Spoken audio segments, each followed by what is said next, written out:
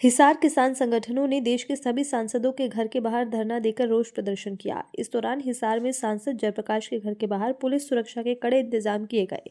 सुरक्षा के लिहाज से पुलिस विभाग ने एक पूरी बस पुलिस सुरक्षा में तैनात की। घर के बाहर बैरिकेड्स लगाए गए। किसानों ने मांगों को लेकर धरना देकर रोष प्रदर्शन किया। किसानों की मांग है कि देश के सांसद एक बिल बनाकर उनकी मांगों को पूरा करेंगे। किसान नेता दशरथ अनिल ने कहा कि किसान शांतिपूर्ण आंदोलन कर रहे हैं, परंतु सरकार किसानों को रोक रही है।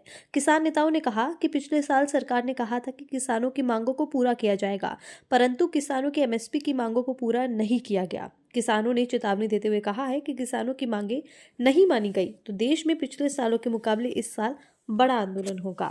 तो धरना दिया गया जी एमपीओ के बढ़ना के पंजाब ने छोड़ी, क्यों पंजाब के अंदर तो धरना चल रहा है, वहाँ भी जनसंख्या जरूरी थी। तो ये जो शुरू में दिल्ली 13 महीने वेस्ट किया हमारे प्रधानमंत्री जी ने ये कहा था भाई ये काले कानून वापस करा, हमारी गलती होगी, आपका भी ये समाधान हो जाएगा। लेकिन उसके बाद जैसे तस का मस कुछ नहीं, नू की नू हुए, हमारी मांगे नू की नू पड़ी है। तो भी इंतजार करें हमने लोकसभा से पहले, उसके अंदर आवाज उठाई हमने, लेकिन 13 फरवरी से हम खनौरी और शंभू और रतनपुर बॉर्डर पर बैठे हुए हैं इन मांगों के लिए। तो सरकार तानाशाही कर रही है, ये हमारी मांगे पूरी नहीं कर रही। ऐसा जी सरकार से पहले पूछा था हम दिल्ली आना चाह वहाँ, तो सरकार ने ये बोला था इलेक्शन के बाद आप ट्रैक्टर ट्रेली को छोड़ के पैदल यात्रा आ जाओ। तो हम ही फिर हमने स्कीम करी जी शंभू बॉर्डर से। खनौरी बॉर्डर पर तो दलेवाल जी 14 दिन से बैठे हैं, मैं शंभू बॉर्डर से 100 आदमियों की लिस्ट बना के 10 किलोमीटर एक दिन 10 किलोमीटर एक दिन 100 आदमियों की कमेटी बना के भेजांगे।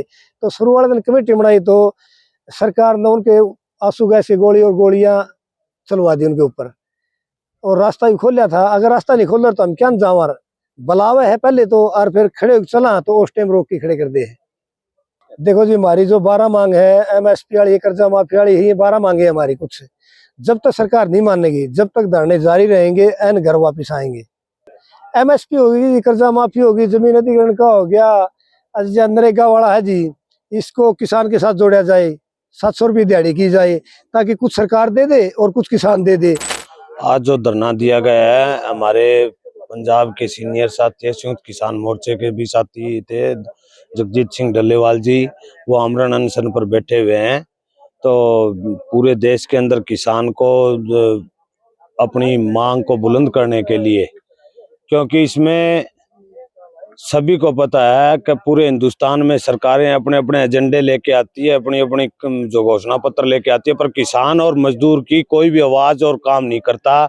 हमारी जो एमएसपी थी, जो 2021 में जो वहां से दिल्ली से वापस किसान घर की तरफ चले गए थे, तब हिंदुस्तान के प्रधानमंत्री ने माफी मांगी थी और कहा था मैं आपको एमएसपी भी दूंगा किसानों को, और 2020 बिजली बिल भी देकर वो भी होगा, और जो मनरेगा और लेबर कोर्ट है वो भी आपका काम होगा।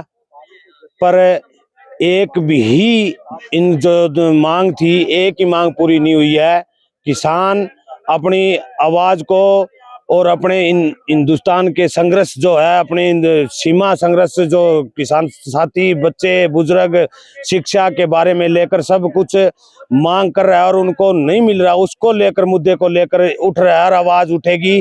अब दिल्ली जो किसान साथी है वो दिल्ली भी जाएंगे और किसानों की मांग को हिंदुस्तान की सरकार को मानना भी पड़ेगा।